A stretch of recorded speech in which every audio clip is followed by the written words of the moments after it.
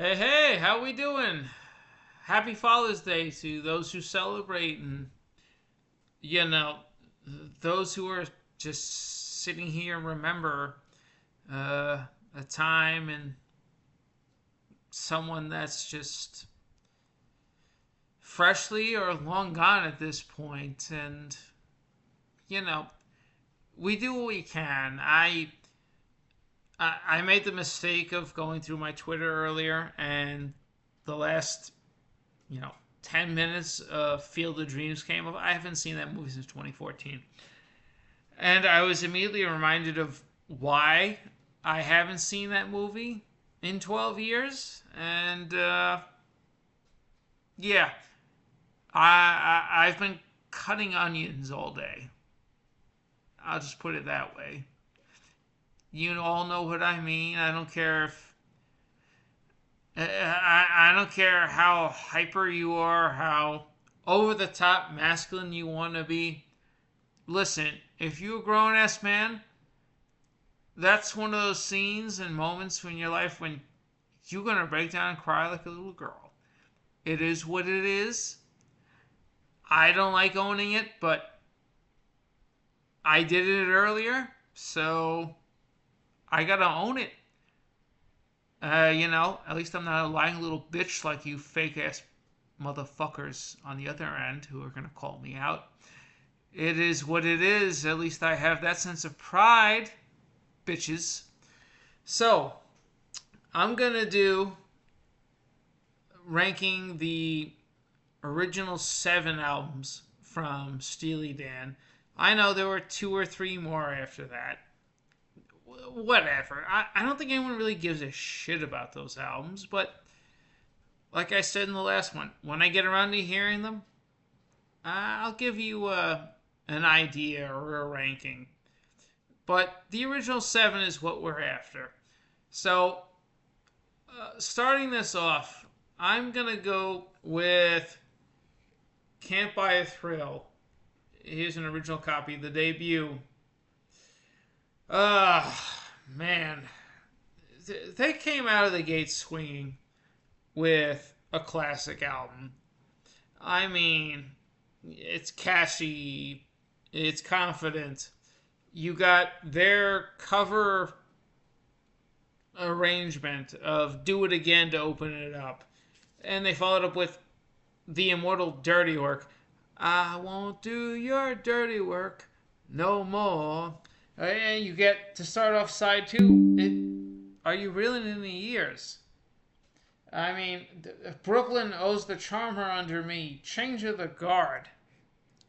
It's it's not the the classic Dan jazz, soft rock, R&B, you know, perfection album, but it's a hell of a first statement, and you can't take anything away from it.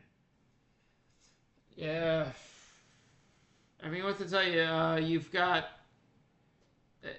Donald Fagen he's more of he's the lead vocalist on most of this, but he also takes backing vocals for David Palmer. David Palmer was the one who, despite the studio version of Do It Again having Donald on lead vocals, Palmer is the one who does the Midnight Special performances up front.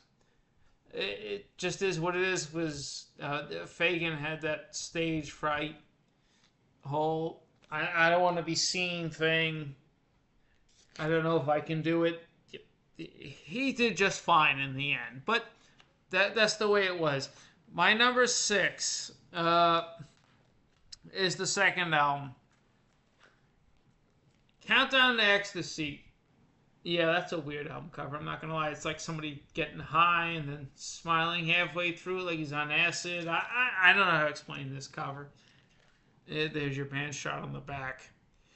Uh, this is probably the most they ever sounded like an actual full band. Because the next one would be somewhat transient. People would be coming and going, and yeah, they get credit, but there'd be some session musicians. This is a jam-heavy album. It opens with Badhi Zavata, uh, the great Razor Boy, the first of the cold, cynical, um,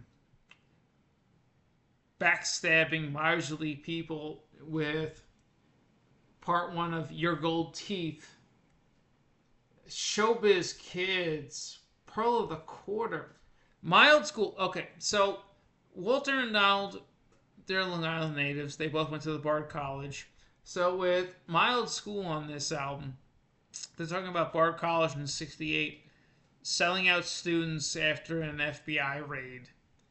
And the administration shared who the students were, and they had these records and all this shit.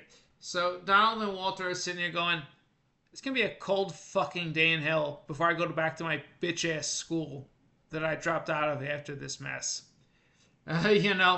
This is what Steely Dan is. Real life foundations, real life characters, cynicism, biting social commentary, and satire.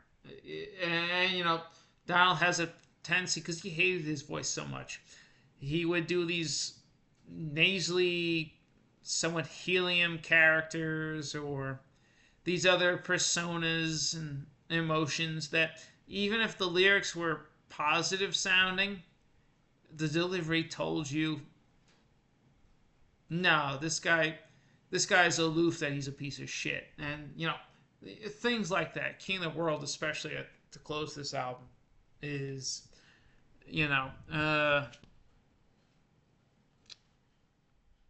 the total landmark of that. So it's a little uneven. The first two albums are just a little uneven. Don't get me wrong, they're phenomenal compared to 95% of what came out at that point. But there's a little bit of unevenness compared to what's coming. So my number 5 this might surprise people, but Gaucho, the last of the original 7. Okay, so this is your flip side. This is your antithesis to Asia. It's numb. It's all late night like Asia is, but whereas Asia is this emotional, honest, just existential album talking about people. Gaucho is it's the manifesto to Roxy Music. This is the album where they keep doing the perfect jazz, R&B, smooth rock sound, but then they overproduce it. They put on this cold, synth-heavy disco sound. And the entire A side and then the title track to open side B is Fagan doing this whole inflated ego, sense of self-importance. These characters who are just pathetic, who are dry, emotionless, shallow, hollow pieces of shit existence people. Gaucho, the title track to start off side 2, you're looking at the person they're talking about. Gaucho is this loser tramp that's not welcome anywhere. But then Fagan as the bar owner delivering the narrative and calling the guy out. He's also just he's a just snob. He's not too much better, even if he's living at home. He's a club owner. And then the people in the audience who are responding in the chorus saying, who's that? Why do you let him be in here? They're vicious fucking losers too. Even if they have homes, they're pathetic wastes. You know, that's the type of satire going on in this album. One of my favorite songs of all time. It's a glamour profession. It's this guy who comes in with this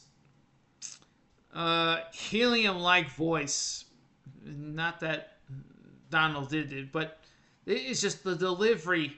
It's a guy who's trying to sound hyper important, over the top happy. The club scene is so great. The drinks are pouring. The smack is on the table. It's all a glamour profession. But meanwhile, the person in question is just crying in a corner, going to sleep alone at night. It's a work. You know, time out of mind talking about the flip side of the title track to Asia just being the narrator being, Charles Manson, but they're offering you your escape instead of existential and spiritual escape. It's now through drugs. Hey 19, the cold reality of a guy who's in his mid 30s, early 40s, trying to date a 19-year-old, but they have nothing in common, but he's faking being cool because he's trying to score some. That's the reality of the world in 1980, and that's what the two were reacting to on Gaucho. One of my absolute favorites is Third World Man because it becomes an Asia track where Fagan drops all the pretense. He drops the theatricality. He's giving you that that reaching, that soul yearning vocal delivery in his natural voice, where if you're poor or not even, maybe even if you're LMC, lower middle class, you're a third world man in this fucking country. Despite all the praises, despite the religious right and the whole Reaganomics and all that shit, no one gives a shit about the average guy in this country. Whatever happens in your life that puts you in a poor state, no one cares. The richest country in the world, and you deserve to die. And that's the way, even if that's not right, that's the way we as a culture look at you. And that's how this album ends. So that's one of those songs that just stay with me. This is an album that Gaucho is one of those ones where you put it on and you see the pettiness, the flakeness, the fakeness of the culture of the club world of New York and Los Angeles, the drug scene, being stars, being pop acts. It's all pathetic, is what the pair were saying to you. It's not nice. It sounds nice, but it's not. My number 4 is the third album, the final Steely Dan album, where Steely Dan was a proper band. Pretzel Logic. My copy is a 1980 repress. Okay, I know. I have all originals except for this one. Whatever. Just shoot me. I got a good deal. I paid $15 for this 3 years ago. To get a proper original now, it cost me about $45 for it to play as good as it does now. So, whatever. Short songs, so tight arrangements. Again, more calling back to their New York, Manhattan, 70s, 42nd Street upbringing. There is absolutely no fat on this album. You go from the classic of Ricky, don't lose that number. I haven't been to Barrytown, East St. Louis, Toodaloo, Through with Buzz, the title track, the cold, cynical, almost murder ballad with a gun. Charlie Freak. These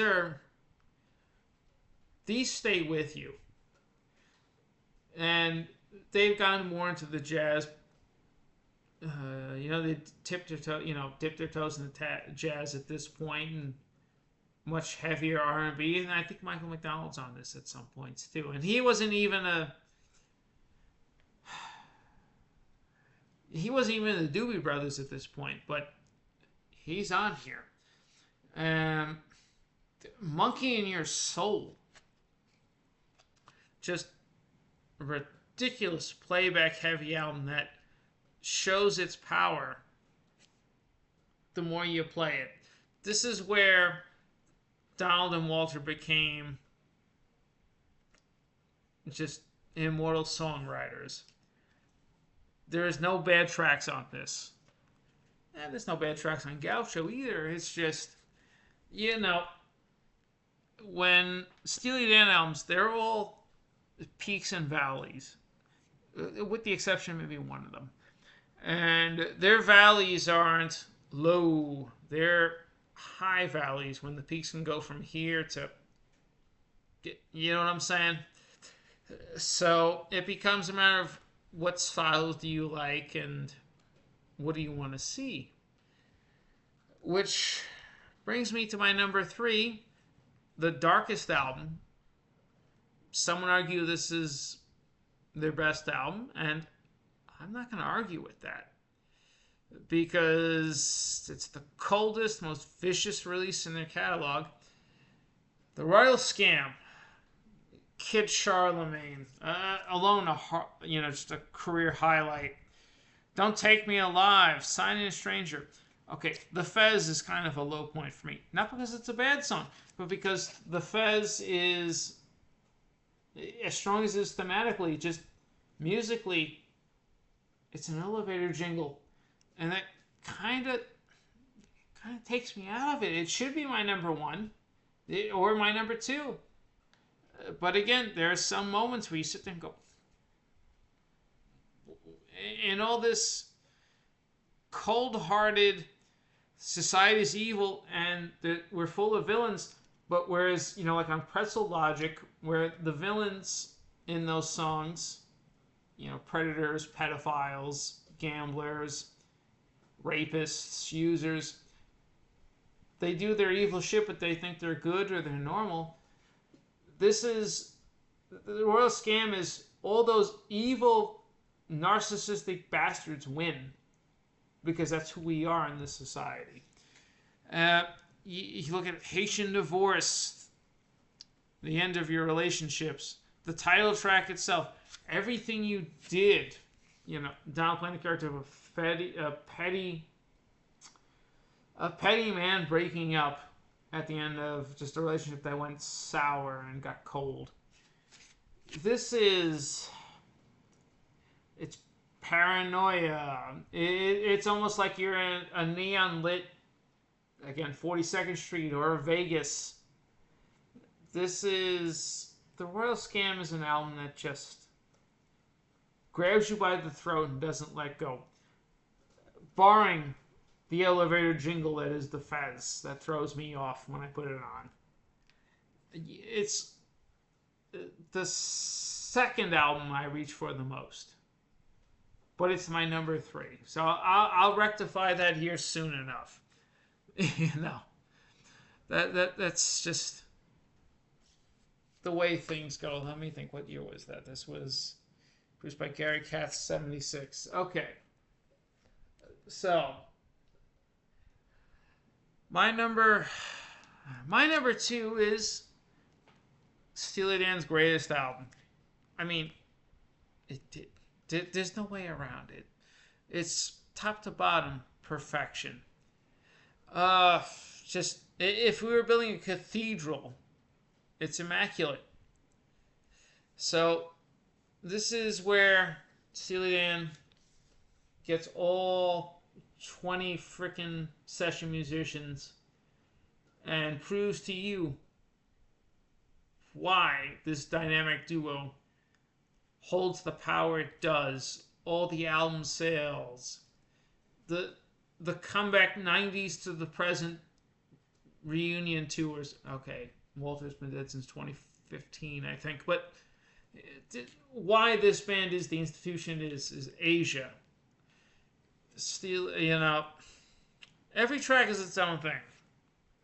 Home at Last, which is like an Odysseus or Ulysses, depending on uh, your entry point into uh, Greek and Roman mythology.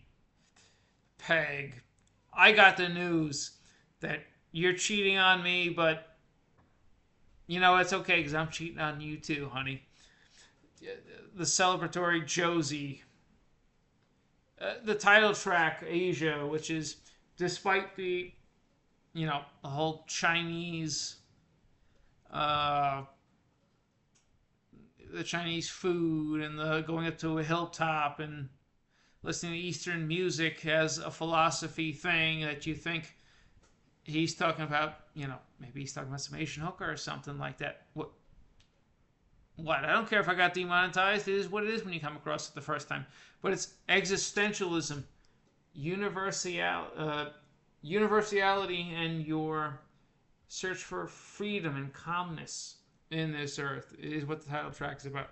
Black Cow, having the gall to finally say, I'm tired of getting used by this woman. Go drink your Black Cow. Go drink your chocolate syrup, seltzer or whatever.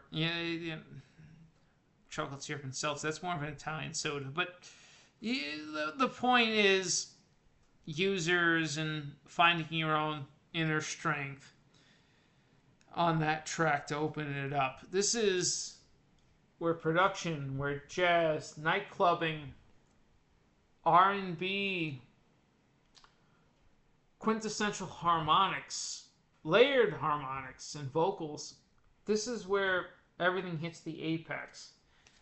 For me, just flawless production. It's so damn perfect. It's like this is their Boston one. For me, Deacon Blues became a personal track and an anthem. So out of my liquid preferences, I prefer Scotch. Whether predominantly Isla, which is the heavy smoke and peat drum, and then behind Isla, I'll go with Highland because it's not too different. Spaceside's the immortal classics for Scotch at this point. The heavy honey, the heavy cantaloupe, or sometimes passion fruit, apple, caramel. It depends with Spacesides, what people want to put into, whether it's blended, whether it's single barrel, whatever. Scotch became my thing. But again, I like my peat heavy, smoke and tar, hemp, ocean spray pickled smell and taste of an Isla. But late at night when I got home from working with SUD and other behavioral health clients,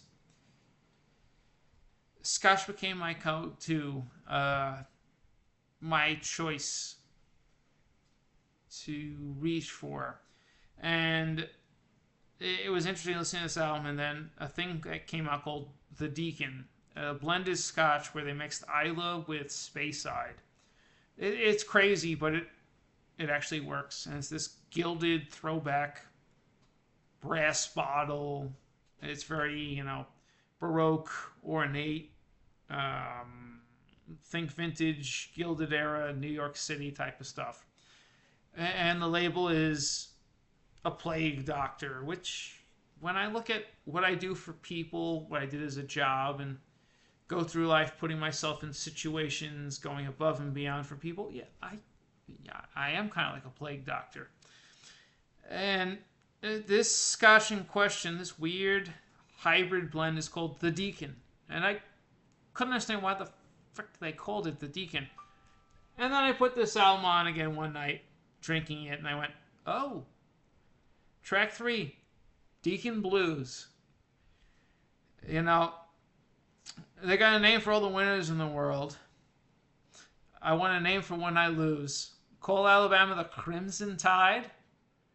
Well, call me Deacon Blues. I drink Scotch whiskey all night long and die behind the wheel. Yeah.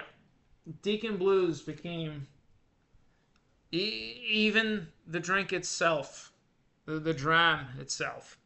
When I tell people, you can call me the Deacon. This is, hearing it now, sober 99% of the time, listen, sobriety and addiction are just roller coasters. You have your good days, and once in a while you have a bad day. It ain't the end of the world, guys, if you're watching this.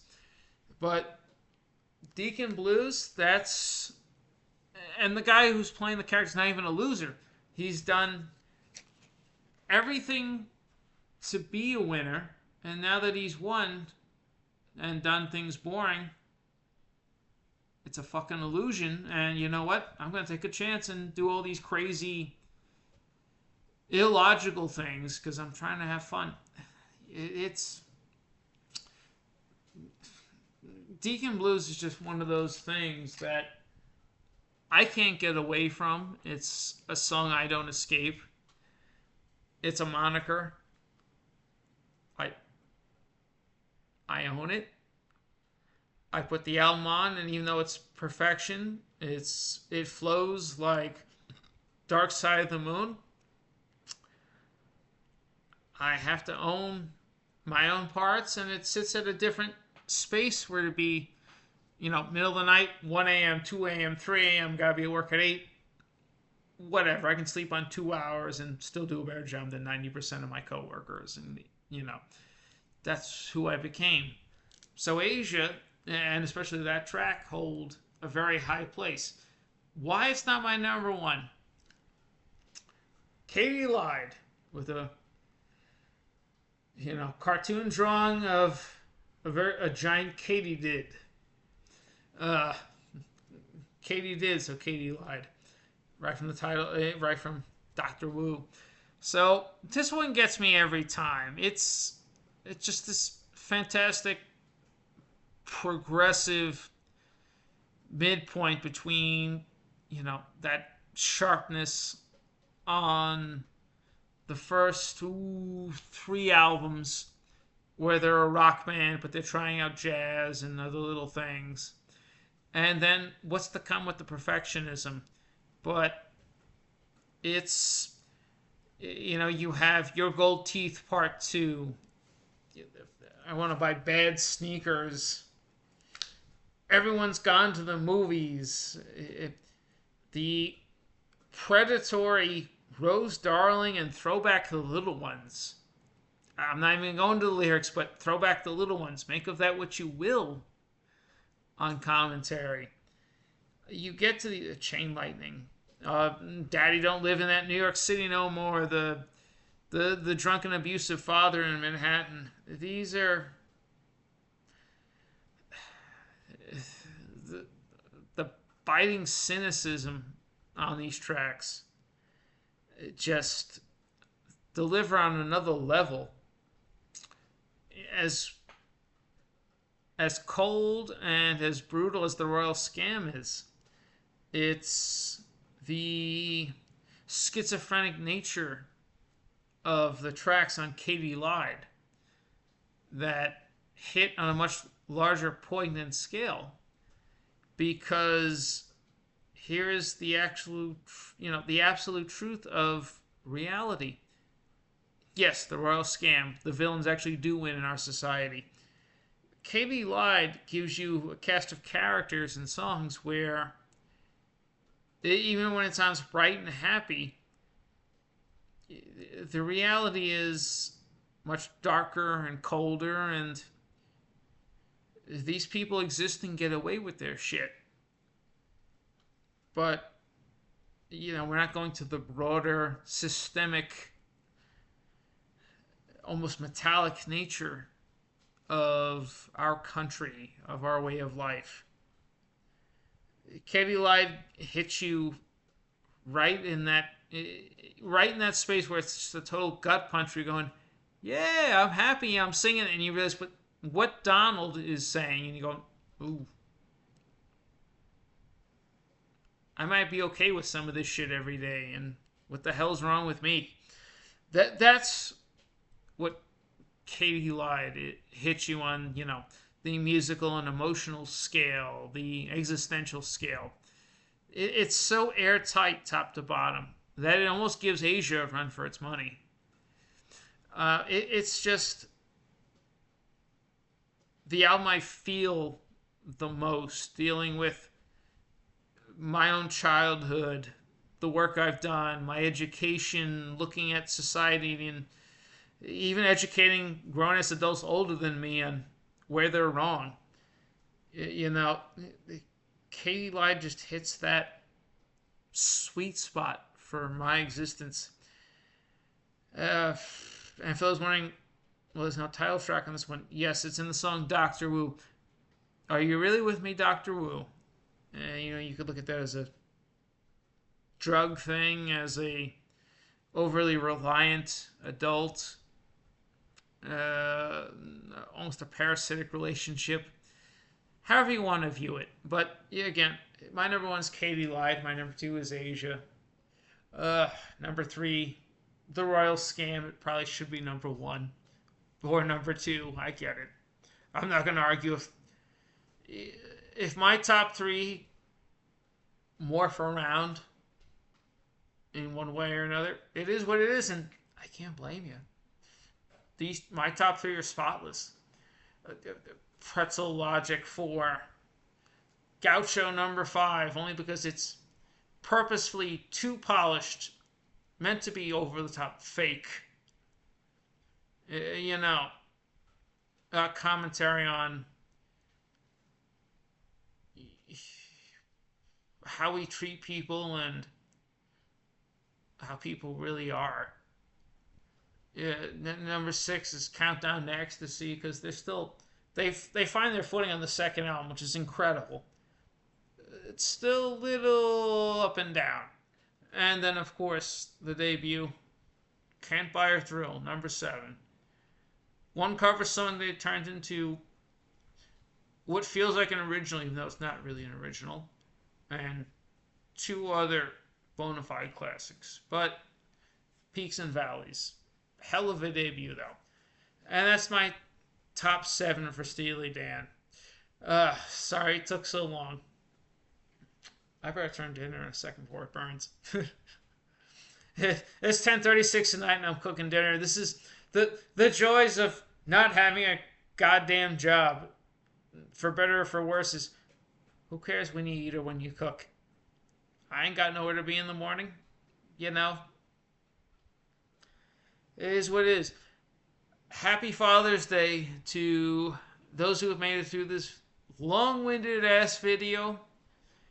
I hope you appreciate my commentary and my rationale behind things.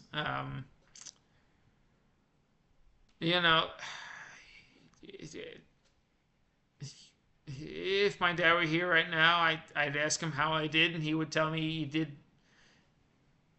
you rambled too much and you're pathetic, you piece of shit. The best part of you ran down your mother's leg that night. Why am I laughing? It's traumatic. But it is what it is, people. So, for those of you still going that are dads, congratulations, good or bad. Some of us are cut out for it, other people aren't. But you're still going, and if you're fucking up, hopefully you don't wind up in prison for fucking up, but you got time to change what you're doing and the path you're on. Look at it that way. So, everyone else,